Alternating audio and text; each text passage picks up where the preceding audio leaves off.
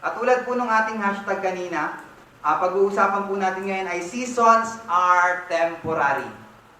Alam niyo yung mga seasons po ng buhay natin, temporary lang po yan. Nahihirapan ka ngayon, ay iba't iba yung season na nararanasan natin eh. Pero napakaganda ng revelation ng Lord dito, kaya sana po makinig tayo, buksan po natin yung ating puso't isipan dahil napakaganda po nito. Pag-uusapan po natin yung seasons of life. And those seasons of life are all temporary. Okay, hindi po yung forever. Hindi porket nakakaranas ka ng mahirap na season sa panahon ngayon ay mahihirapan ka na habang buhay. Those seasons are temporary. Kaya makikita nyo po sa background ng atin pong PowerPoint ngayon, makikita nyo iba-iba ng season yan. Okay, sa ibang bansa merong 4 na season, pero dito sa Pilipinas 2 lang. Tag-ulan, saka tag-init. So yun lang dalawa yung, yung nararanasan natin. Pero alam ko makaka-relate pa rin tayo sa pag-uusap natin ngayong gabi, okay? So dyan po sa next slide, makikita nyo po dyan na meron pong isang litrato. Yan po yung season natin ngayon. Ang season po natin ngayon ay rainy season. Okay, kaya ulan ng ulan po. Alam ko sa mga ibang mga lugar ngayon, ang daming inuulan, ang daming nahihirapan. Those are seasons. Yun po yung example ng mga season. Pero tulad nga po ng sinasabi ko kanina, those seasons are temporary. Hindi po araw-araw maulan. Darating po sa time of the year na hindi po tayo uulanin, mainit naman po at tayo po ay mapapapunta na sa mga beach, sa mga resorts. So those seasons are temporary.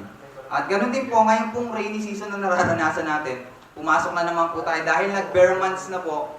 Ang season na po natin ngayon ay Christmas season.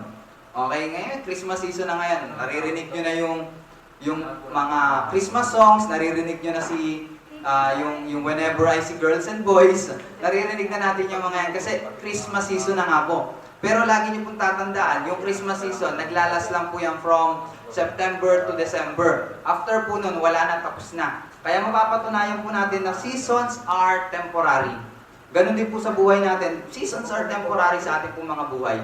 Hindi porket nakakaranas tayo ng hardship ngayon, nasa seasons of hardship tayo ngayon, ay habang buhay na tayo mahihirapan. No, sabi po sa atin ng Lord, seasons are temporary. At sa pamagitan po ng buhay ni Ruth, ganon din po ni Naomi, ganon din po na ibang mga characters na pag-uusapan natin ngayong gabi, ipapakita po nila na bakit natin kailangan sabihin na those seasons are temporary. Bakit nga ba? So may gusto lang ako itanong sa bawat isa, sana po isipin natin, okay? So what should we remember if we are experiencing these seasons of life? Ano po ba yung dapat nating tandaan kung nakaka-experience tayo ng seasons of life, no?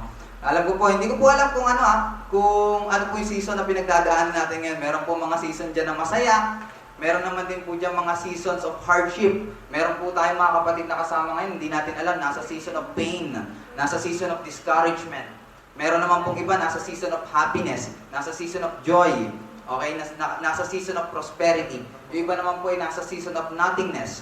Okay, hindi ko po alam kung nasang season tayo, pero encouragement ko po at reminder ko po sa bawat isa, those seasons are temporary. At meron po tayong 3 bagay na kailangan tandaan when we are experiencing these seasons. Okay, 3 bagay lamang po. Unang bagay po na dapat natin tandaan, kindness with no boundaries. Kapag nakakaranas po tayo ng seasons of life, kahit ano man pong seasons yan, kailangan natin tandaan na dapat mag-manifest sa buhay natin yung kindness with no boundaries. Okay? Galing po ito sa verses 14 to 16. Ito po yung sinasabi, ayaw niyo pong basahin ko po muna sa inyo para masundan din po natin yung kwento. Sabi po dito, nang dumating ang oras ng pagkain, tinawag ni Boaz si Ruth. Sabi niya, halika rito, kumuha ka ng tinapay at isawsaw mo sa sarsa. So kain na po ito, sana po ay walang magugutom sa atin habang naririnig natin to. Sabi pa po dito, kaya umupo na siyang kasama ng mga manggagawa at binigyan siya ni Boaz ng inihaw na cebada. Kumain naman si Ruth hanggang sa mabusog. May natira pa sa pagkain ibinigay sa kanya nang ipagpatuloy niya ang pamumulot, pinagbilinan ni Boaz ang mga manggagawa. Ito po yung sinabi ni Boaz sa mga manggagawa niya. Hayaan ninyo siyang mamulot kahit sa tabi ng mga bingkis ng uhay. Huwag ninyo siyang babawalan. Maglaglag kayo ng mga uhay mula sa binigkis para may mapulot siya. So ito po ay continuation lamang po nung pinag-usapan po natin with Brother X. So kindness with no boundaries, with no limitation. Okay, kailangan po natin tandaan na in these seasons of life, kailangan iparanas natin sa mga tao sa paligid natin Yung kindness with no boundary. So pag-usapan po natin ito. Sabi dito, Boaz shared kindness to Ruth even though she is a foreigner. Nakakapagtaka po, noong time po kasi nila, usong-uso po yung racism. Usong-uso po yun. Kapag foreigner ka, hindi ka taga dito sa lugar na to, kapag sinabi natin, dayo ka dito sa lugar na to, you have no place. Okay? Hindi ka belong. Hindi ka pwede dito. Hindi ka namin papakitaan ng kindness. Kasi foreigner ka eh. Hindi ka belong dito. So, kung papakitaan lang namin ng kindness, yung mga kasama namin dito, yung mga taga dito talaga. Okay? Pero si Boaz, kahit alam niya na si Ruth ay isang foreigner, hindi niya nilimit doon yung kanyang kindness. Kaya nga kindness with no boundaries. Kahit may hadlang ng race, kahit merong barrier doon na hindi sila magkauri, hindi taga doon si Ruth, hindi niya hinadlangan yung kindness na maipakita dahil lang sa race. Okay? So, kindness is showing someone that they belong. Alam ko po, tayong pong lahat, naniniwala po ako na lahat tayo ay mabait. Naniniwala po ako na lahat ng kasama po natin dito sa pag-usap natin mabait.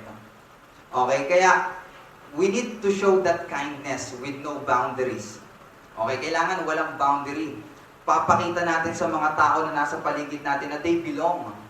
Na hindi ka out dito, welcome ka dito. Kaya nga po sa mga orientation, example po sa ICCM orientation, pinaramdam po natin sa mga bagong students, sa mga bagong tao, na welcome po sila. Okay, so kindness is showing someone that they belong. Kung tayo po ay mabait, kailangan ipakita natin sa mga tao na they belong.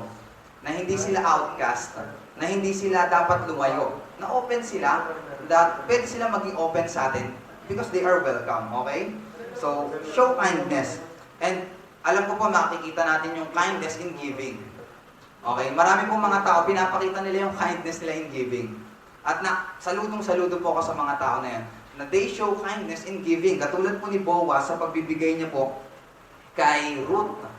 Okay? Kahit iba ka, kahit hindi kakakilala ko pa lang sa'yo, kahit hindi ka talaga taga dito, I will show kindness through giving. Okay? So, sana po ganun din po tayo. Pinapakita natin yung kindness natin sa ibang tao na they belong, hindi natin sila pinupush. Hindi natin sila tinutulak palayo. Hinihila natin sila at pinapakita natin na they belong and binibigyan natin sila. Okay? Meron tayong binibigay sa kanila. Hindi ko man po alam kung ano yung binibigay natin. It's either material things, it's either attention, it's either time. Hindi ko po alam. Pero there is kindness in giving. Sa lahat po ng gagawin natin, lagi po natin tandaan, kapag tayo ay nagbigay, there is kindness. Okay, there is kindness. So, titingnan po natin yung kwento. Makikita po natin, alam po ba, familiar po tayo dito sa term na to, blessings in disguise. Okay, alam niyo ba yung blessings in disguise? Makikita po mismo natin dito sa verse. Diba, sabi po doon, sinabi ni Boaz sa mga manggagawa niya, maglaglag kayo ng mga uhay para may mapulot si Ruth. Okay? So, sa tingin niyo, ano kaya iniisip ni Ruth? Siguro iniisip ni Ruth nung nakakapulot na siya ng mga uhay. No? Siguro iniisip niya, sobrang biniless ako ni Lord. Kasi ang dami ko napupulot na uhay eh. Kasi titingnan natin, madalas dyan coincidence lang. Kung maraming malalaglag, marami akong makukuha. Pero kung maunti yung malalaglag, maunti din yung makukuha ko. Pero sabi ni Boaz, sadyain nyo na. Intentional. Maglaglag na kayo para may makuha si Ruth. Okay? So intentional. So those blessings in disguise, yung nagbigay kay Ruth ng blessing. Okay? Binless ako ni Lord dahil ang daming natira. Ang daming natirang uhay eh. Ang daming natira. Ang dami kong napupulot. So, I am blessed by the Lord. At ginamit ni Lord si Boaz sa buhay ni Ruth para ipakita na she is blessed. Okay? Kahit intentional yan, pero alam natin na planado ng Lord yung mga bagay na yan. Ito po yung tatandaan natin. Marami po kasi tayong mga experiences na ganito eh. Yung mga akala natin na nagkataon lang, pero planado pala ng Diyos.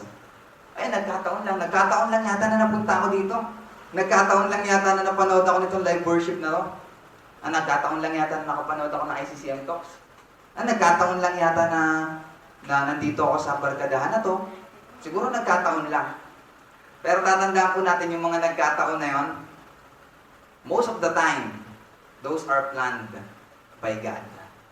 Pinlano ng Diyos. Yung makakala natin nagkataon lang, pinlano ng Diyos yung mga bagay na yan. So, lagi natin siyang pasalamatan. Because the kindness of God has no boundaries and has no limitations. Ngayon naman po, pag-usapan naman po natin si Boaz. Kanina po kasi nakafocus tayo kay Ruth. Ngayon naman po, pag-usapan naman po natin si Boaz. So si Boaz, he experienced what it feels to have nothing. Siguro nagtataka po yung iba sa atin, bakit kaya sobrang bait ni Boaz kay Ruth, no? Bakit kaya sobrang bait ni Boaz? Because Boaz experienced to have nothing. What it feels to have nothing. Tatandaan po natin doon sa chapter 1, kung babalikan po natin yon. Doon po sa lugar nila Boaz, doon po ay nagkaroon ng famine. Kaya nga po lumipat sa Moab sila Naomi. Okay? Kaya sila lumipat sa Moab dahil nagkaroon ng famine. At si Boaz, natira siya dun sa lugar na yon kahit may famine. So we experience what it feels to have nothing. Ngayon, si Ruth yung walang-wala. Siguro sinasabi ni Boaz, hindi ko ipaparamdam sa iyo kung ano yung naranasan ko nung walang-wala ako. Siguro alam ko pa, nararanasan din po ng iba sa atin. Naranasan ko yung pakiramdam na walang-wala. Kaya ngayon nakakakita ko ng mga taong walang-wala, tutulungan ko sila. Okay? So we can show kindness because the Lord is good and the Lord is kind. Si Boaz, naranasan niya kung gaano kabuti yung Diyos sa kanya, na even though nasa midst siya ng famine, na walang-wala siya, patuloy siyang binless ng Lord, nakasurvive siya. At tingnan nyo ngayon, nasa time siya ng prosperity. Kaya nga po, seasons are temporary. Nakaranas siya ng famine noon, pero nasa prosperity siya ngayon. Nakaranas siya na walang-wala noon, pero namimigay na ngayon. That's seasons. Hindi araw-araw taghirap. There will be a time na papasaganahin ka ng Diyos. Kailangan mo lang mag-endure. At kapag nandun ka na sa time na yun, you need to show kindness with no boundaries. Okay? Experiencing emptiness today means God can fill you tomorrow. Sino po yung nakaka-experience na parang empty-empty niya ngayon? Parang walang-wala ako ngayon ah. Parang ubus na ubus ako, parang drain na drain ako. Parang walang-wala na talaga. Gusto ko pong tandaan ng bawat isa. Gusto ko po i-remind ng bawat isa. Experiencing emptiness today means God can fill you tomorrow. Walang-wala ka ngayon. Katulad ka ni Boaz, parang famine ngayon. Hintayin mo yung tomorrow because God can fill you tomorrow. Wala kang laman ngayon, kayang-kaya kang punuin ng Diyos katulad ng ginawa niya sa buhay ni Boaz. Okay? So, kahit famine yung pakiramdam mo ngayon, there will be a time of prosperity. There will be a time na magpapasalamat ka sa Diyos dahil napakabuti niya sa ating buhay. Because seasons are temporary. Kaya encouragement ko po sa bawat isa, be excited.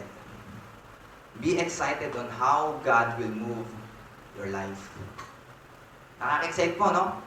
Parang si Boaz, na dati nasa famine siya, tapos ngayon, saganang-sagana na. Be excited.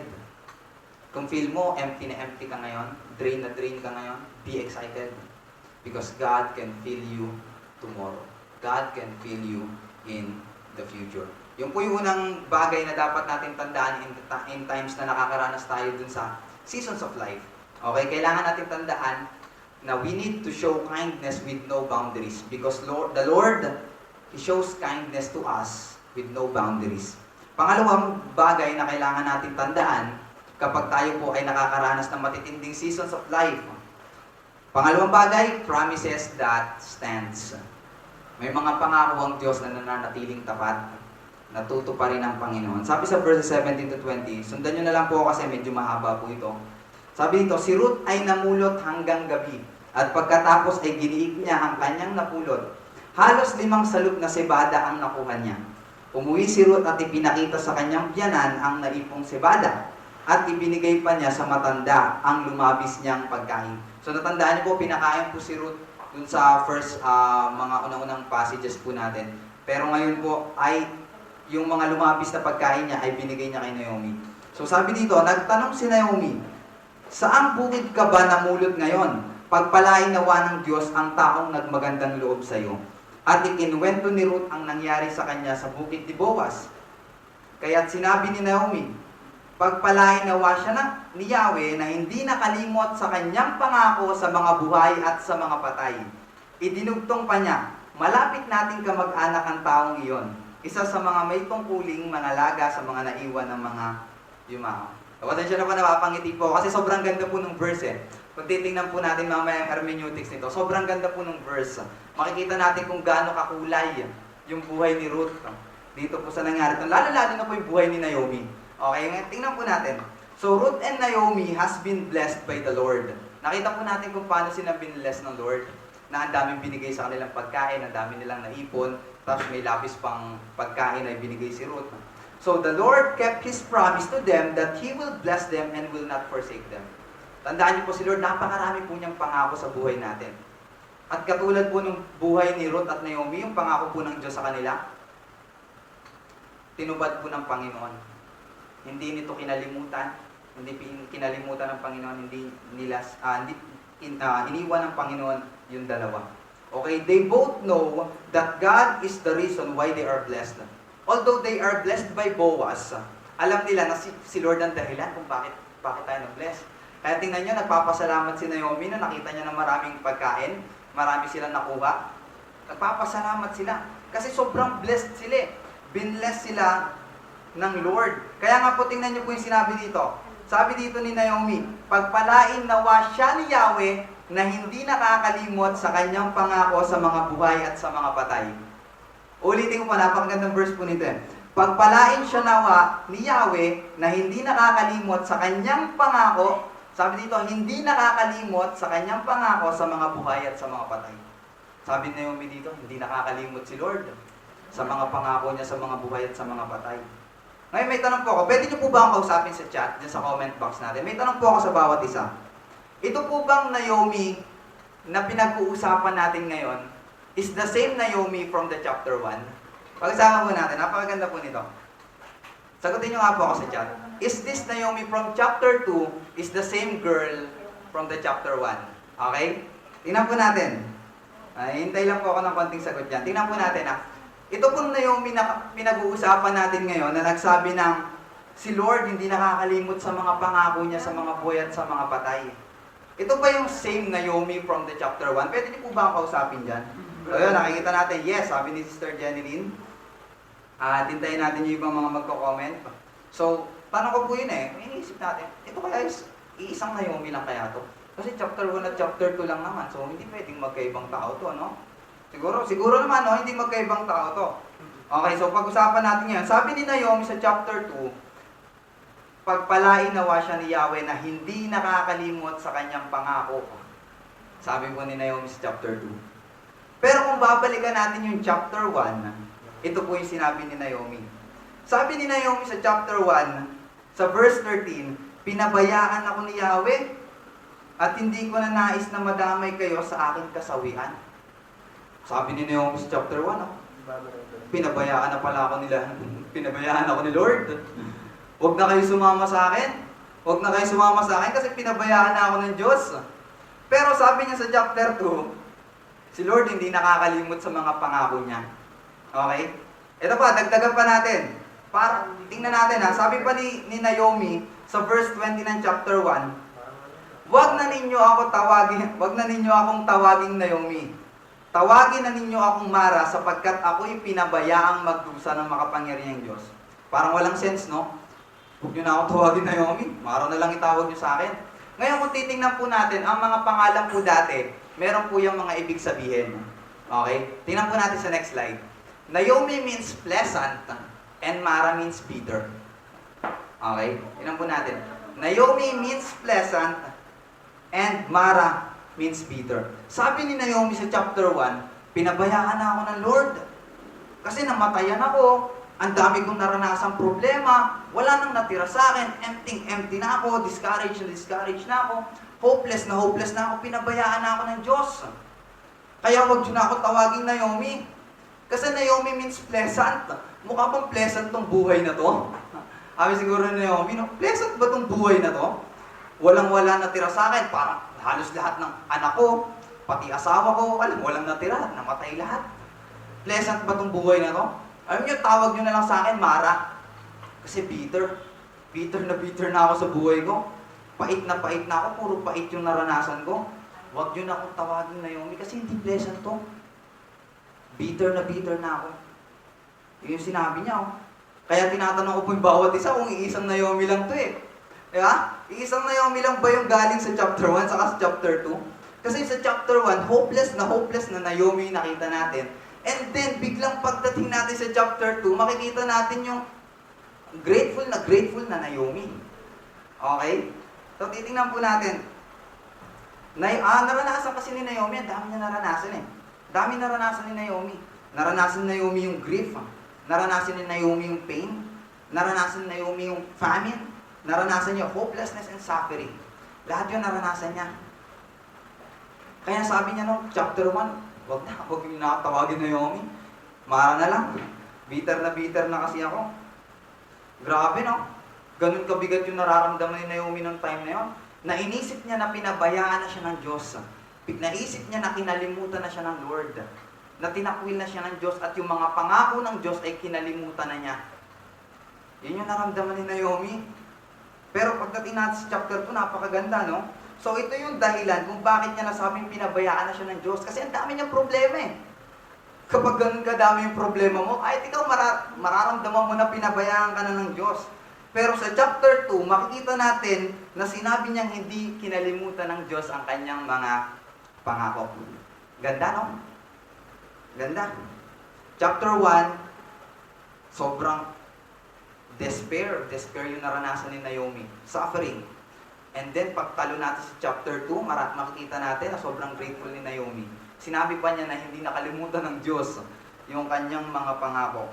So, whatever you are experiencing right now, pwedeng katulad tayo ni Naomi eh. Ilagay natin yung buhay natin doon sa buhay ni Naomi. Baka ganito kasi tayo eh. Iniisip natin ngayon, kinalimutan na tayo ng Diyos. Iniisip natin ngayon, pinabayaan na tayo ng Diyos. Kasi ano nararanasan natin ngayon? Loss. Nararanasan natin ngayon, suffering. Nararanasan natin discouragement. Nararanasan natin hopelessness. Nararanasan natin pain. Ano pa nararanasan natin? Stress. Ang dami natin nararanasan eh, para tayong si Naomi minsan. Minsan iniisip natin na pabayaan na ako ng Diyos. Kinalimutan na ni Lord yung mga pangako niya sa akin. Wala na, iwan niyo na ako. Mara na lang din itawag niyo sa akin, huwag na kung ano mong pangalan ko ngayon. Kasi hirap na ako sa buhay ko ngayon, no? Pero tatandaan natin yung title ng point natin, The Promises of God Still Stands. Tingnan natin yung buhay ni Naomi. Hirap na hirap, papunta sa nagpapasalamat, okay? So, the promises of God still stands. Kahit minsan akala natin na kinalimutan na tayo ng Diyos dahil hindi niya tinutupad yung mga pangako niya sa atin, mga kapatid, huwag kayong mag-alala. Dahil kahit iniisip natin na kinalimutan na tayo ng Diyos, si Lord handa pa rin niyang tuparin yung mga pangako niya sa atin. Kaya gusto kong tandaan ng bawat isa, this will require a change of perspective sa buhay natin. So, loss does not mean God has forsaken you. Hindi ibig sabihin na nawalan ka ngayon, tinakwil ka na ng Diyos. Suffering does not mean that God is not working. Hindi porket nakakaranas tayo ng paghihirap ngayon, hirap na hirap ka sa school works mo, hirap na hirap ka sa nararanasan mo ngayon, hirap na hirap ka sa mga problema mo, stress na stress ka na, walang-wala ka ng pag-asa, the promises of God still stands. Lagi po natin tatandaan yan. Hindi ka itinakwil ng Diyos, hindi ka pinabayaan ng Diyos, hindi porket nahihirapan tayo ngayon ay hindi na nagtatrabaho ang Diyos. Okay? Kaya gusto kong tandaan po ng bawat isa at i-remind ng bawat isa, ano man yung nararanasan natin ngayon, family problems, financial problems, school problems, stress, pain, discouragement, hopelessness, suffering, kahit ano man po yung nararanasan natin ngayon, na inaakala natin na kinalimutan na ng Diyos yung pangako niya sa buhay natin, lagi po niyong tatandaan ito. If God did not fulfill His promise yesterday, He will fulfill it in the future.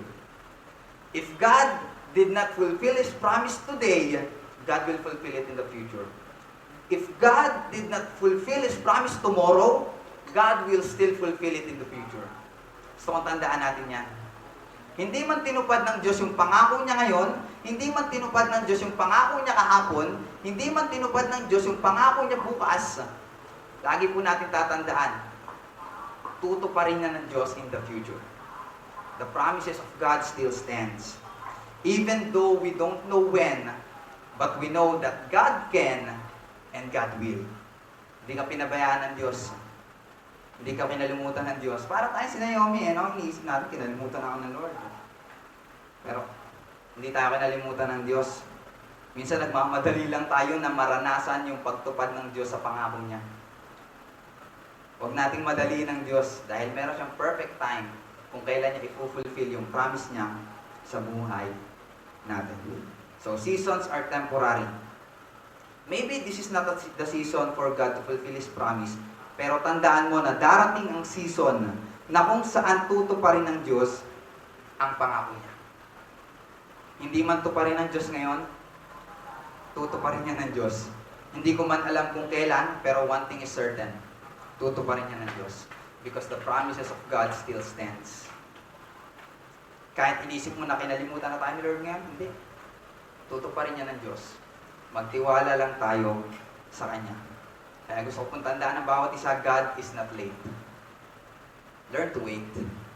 Hindi po late ang Diyos. Minsan di lang tayo marunong maghintay. Handaan niyo pa sa pagtupad ng Diyos sa pangako niya sa buhay natin. Hindi late ang Diyos. Minsan di lang tayo marunong maghintay. Hintayin natin kung kailan tutuparin ng Diyos yung pangako niya sa atin. Magpapasalamat naman talaga tayo sa Lord kapag tinupad na ni Lord yung pangako niya sa buhay natin. So that's the second thing. The promises of God still stands. Kapag nararanasan natin yung may hirap na season sa buhay natin, remember, natutuparin ng Diyos yung pangako niya sa buhay mo. And third thing, protection in obedience. Okay? Sabi po sa verses 21 to 23, ito po yung sinasabi, nagpatuloy ng pagsasalaysay si Ruth. Sinabi pa niyang magpatuloy akong mamulot sa kanyang bukid hanggang sa matapos ang anihan niya. Sumagot si Naomi, oo nga anak, baka mapahama ka lamang kung saang bukid ka papupunta. Mabuti ngang manatili kang kasama ng kanyang mga manggagawang babae, ganoon nga ang nangyari. Namulot si Ruth kasama ng mga gumagapa sa bukid ni Boaz, hanggang sa maaning lahat ang trigo at ang sebada, at namuhay siya sa piling ng kanyang biyanan. Okay? There is protection in obedience. If Ruth disobeyed what they said, she may be treated wrongly in other places.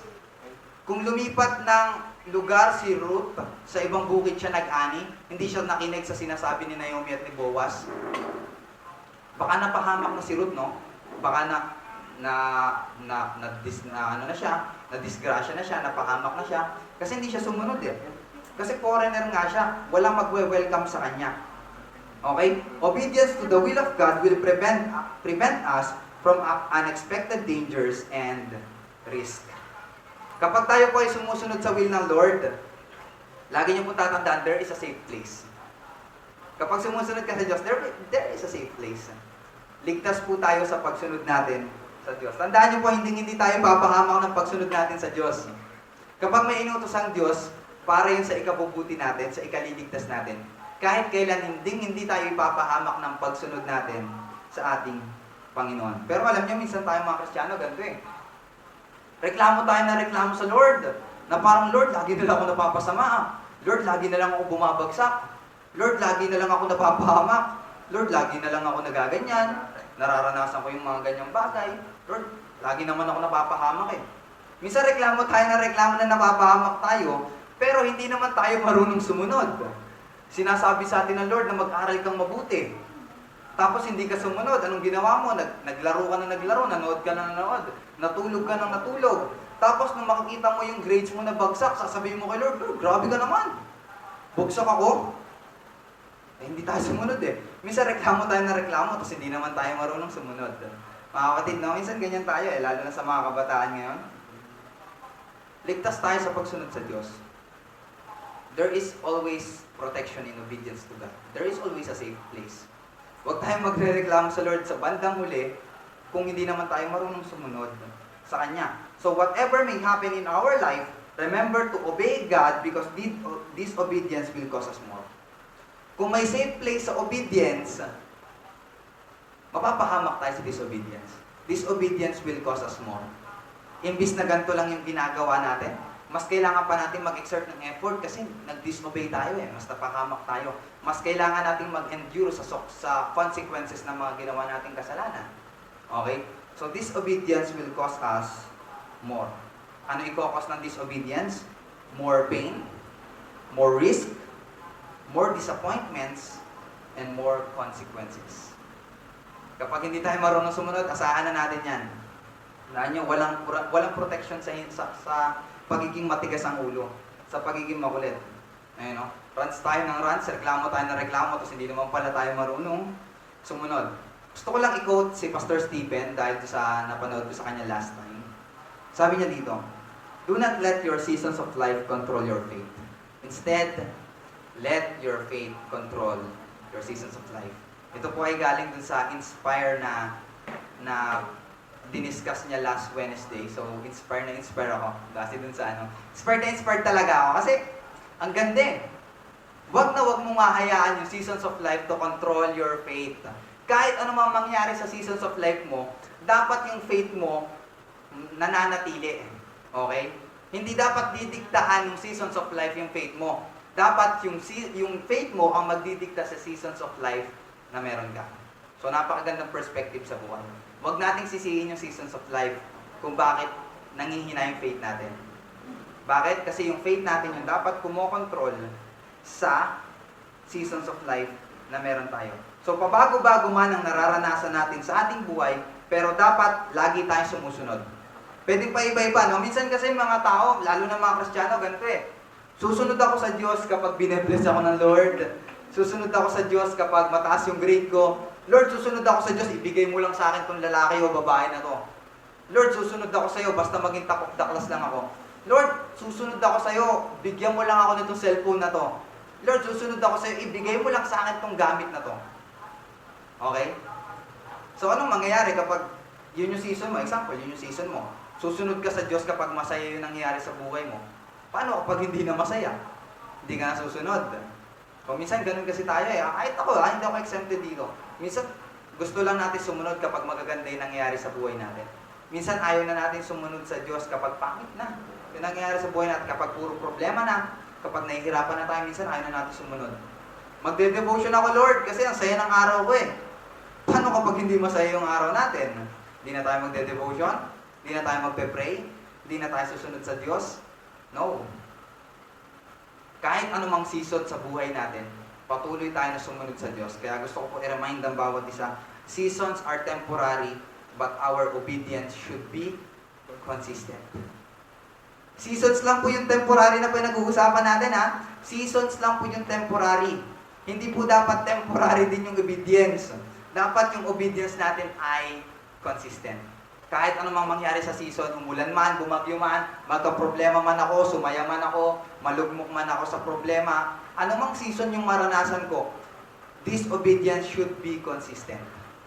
Dapat kahit anong mangyari sa atin, patuloy tayong susunod sa Panginoon. Okay? So, seasons are temporary, but our obedience should be consistent.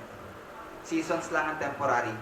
Obedience, faith, hope natin sa Lord, dapat consistent.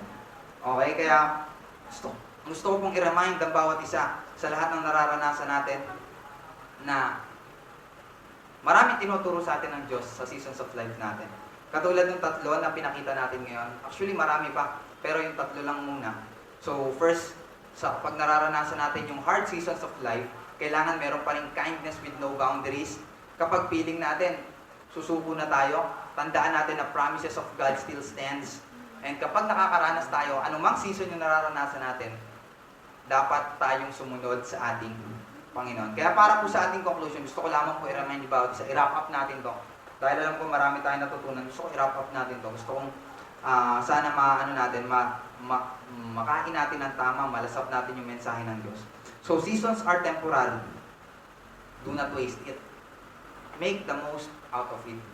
Ako po yung naniniwala na si Lord, hindi niya ipaparanas sa atin yung isang bagay, yung season of life na meron tayo ngayon, kung walang purpose. Hindi niya ipaparanas sa atin yan kung walang gustong ituro yung Diyos. May gustong ituro yung Lord sa masasayang season ng buhay natin, pero meron pa rin gustong ituro yung Diyos sa mga mahihirap na season ng buhay natin. So, hindi hahayaan ng Lord na maranasan natin ang mga season na to para sa wala. Hindi meaningless itong mga bagay na to. Hindi meaningless yung pagtitiis natin. Hindi meaningless yung mga seasons of life natin. Season of nothingness, season of sadness, season of pain, season of suffering, season of happiness, season of prosperity, season of joy, season of harvest. Hindi meaningless yung mga bagay na yan. He has a purpose. God has a purpose doon sa mga bagay na yun. And He has a plan. May plano ang Diyos. Magtiwala tayo sa Kanya. So, seize every season. Seize every season. Sulitin natin. Huwag tayong magtampo kung nasa season tayo ng paghihirap ngayon. Kung nasa season tayo ng pagtsatsaga ngayon. Nasa season tayo ng pagsisipag. Nasa season tayo ng pag-aaral. Nasa season tayo ng pagtitiis. Nasa season tayo ng pagtitimpi. Nasa season tayo ng pag-improve. Seize every season. Lagay nga po natin dyan sa chat, seize every season. Yung seize po na S-E-I-Z-E. Seize every season. Sulitin natin. Ano man yung season natin sa buhay, sulitin natin yung mga bagay na yan.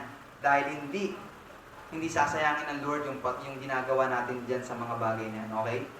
Kaya para po sa pagtatapos, gusto ko lamang po iwanan tong illustration na to. Makikita po natin dyan yung mga Filipino farmers. Okay? Mga Filipino farmers po natin. Saludo po kami sa mga magsasakang Pinoy dahil sila po yung nagbibigay sa atin ng kanin, ng bigas na kinakain natin. So tatandaan niyo ang farmers, hindi araw-araw season ng pag-ani. Okay? Gets nyo ba? Yung farmers, hindi araw-araw mag-aani yan. Darating sa time na magtatanim yan, darating sa time na maghihintay yan, darating sa time na mag-aararo yan, marami silang ginagawa, marami silang season. Hindi araw-araw sa buhay nila season of harvest.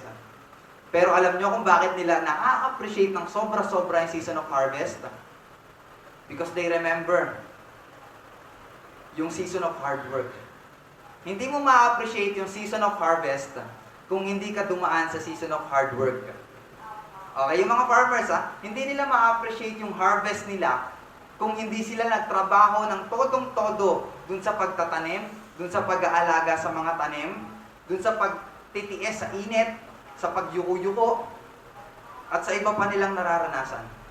Na-appreciate nila yung season of harvest because dumaan sila sa season of hard work. Okay? Sana po yung nag-gets natin, hindi araw-araw harvest. Minsan kailangan hard work. Kaya wag nating sasayangin yung mga bagay na nararanasan natin. You can only appreciate the season of happiness if you remember how much you endure the season of pain. Alam ko, hindi lahat ng mga nanonood ngayon nasa season of happiness.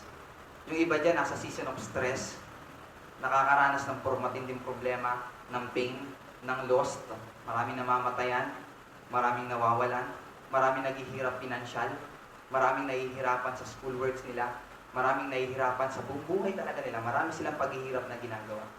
Pero reminder ko po sa bawat isa at encouragement ko sa bawat isa, you can only appreciate the season of happiness if you will remember how much you endure during the season of pain, the season of sadness, the season of discouragement, the season of disappointments, the season of hopelessness.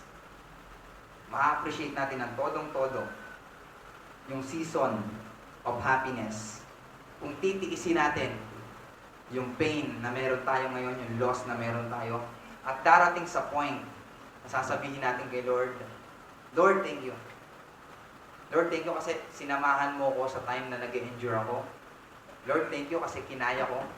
Lord, thank you kasi kinaya ko kasi kasama kita. Na para tayong si Naomi.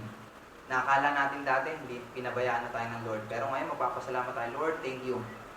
Kasi hindi mo pala talaga kinalimutan yung pangako mo sa buhay ko. Gusto ko po ipag-pray ang bawat isa bago tayo magtapos. Gusto ko po ipag-pray ang bawat isa na nanonood sa atin ngayon. Let us all pray. Lord God, maraming salamat po sa napakagandang mensahe mo na binigay sa amin sa oras na po. Salamat, Lord, sa pagpapaintindi sa amin na seasons are temporary in our life. Hindi namin ito habang buhay mararanasan. Pero ang habang buhay namin na mararanasan ay ang pagmamahal mo at pagtupad mo sa pangako mo sa aming mga buhay. Kaya bless mo po ang bawat isa. Nasaan mang season po kami ngayon, alam ko po marami po sa aming mga kapatid na nakakaranas ng loss, ng hopelessness, ng discouragement, ng sakit, ng pait sa kanilang buhay. Patuloy, Panginoon, na palakasin mo po ang kanilang loob, palakasin mo ang kanilang mga puso para makayanan po namin ito. Dumating kami sa point na magpapasalamat kami sa iyo dahil patuloy mo kami iningatan at hindi mo kinalimutan ang mga pangako mo sa aming mga buhay. Kaya maraming salamat po. Ito po ang aming panalangin. In Jesus' name we pray. Amen. So maraming salamat po sa lahat ng nanood. Salamat po sa 22 viewers na nanatili po sa atin pong